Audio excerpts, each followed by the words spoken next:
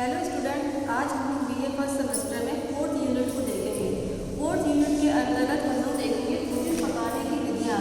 इस टॉपिक में हम लोग देखेंगे भोजन पकाने के उद्देश्य क्या क्या होते हैं, भोजन पकाने के क्या क्या लाभ हैं और भोजन किन विधियों के द्वारा भोजन को पकाया जाता है। तो सबसे पहले देखिए, भोजन पकाना एक विज्ञान और कला दोनों ही है। भोजन पकाने में हम उन सभी विधियों के बारे में पढ़ते हैं जिनके द्वारा भोजन को पकाया जाता है। तो सबसे पहले हम लोग स्टूडेंट देखते हैं कि भोजन पकाने के उद्देश्य क्या है, यानी हम लोग भोजन क्यों पकाते हैं, भोजन पकाने की हमें आवश्यकता क्यों है। तो सबसे पहले देखिए सुपाच्य। अगर हम लोग किसी भी भोज्य पदार्थ को अगर हम उसका कच्चा ही सेवन करेंगे तो वो जो है वो हमारे पचाने को वो सुपाच्य नहीं रहेगा, उसको हम आसानी से डाइजेस्ट नहीं कर सकते हैं।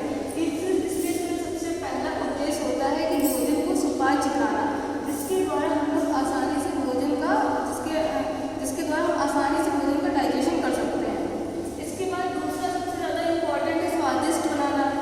अगर भोजन स्वादिष्ट होगा तभी हम उसको ग्रहण कर सकते हैं। तो भोजन को पका करके भोजन के हम रूप, रंग और उसके स्वाद को चेंज करके उसको स्वादिष्ट बना सकते हैं।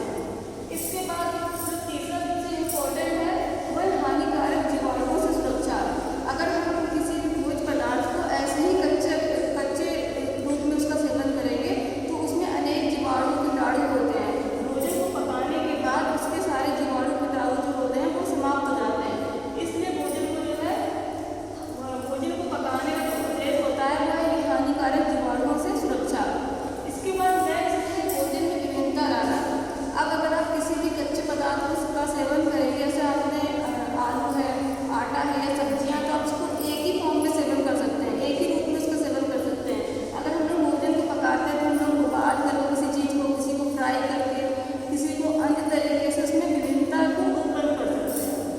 इसके बाद भोजन को अधिक समय तक सुरक्षित बनाना। हम भोजन को पका करके अधिक समय तक सुरक्षित कर सकते हैं। जैसे इसका एग्जाम्पल सबसे बड़ा है दूध को अगर हम लोग कच्चा ऐसे ही रख देंगे तो वो दूध कुछ समय बाद खराब हो जाएगा, लेकिन हम लोग दूध को उबाल करके रखते हैं तो दूध जो है लंबे समय तक उसको सुरक्षित रखा जा सकता है।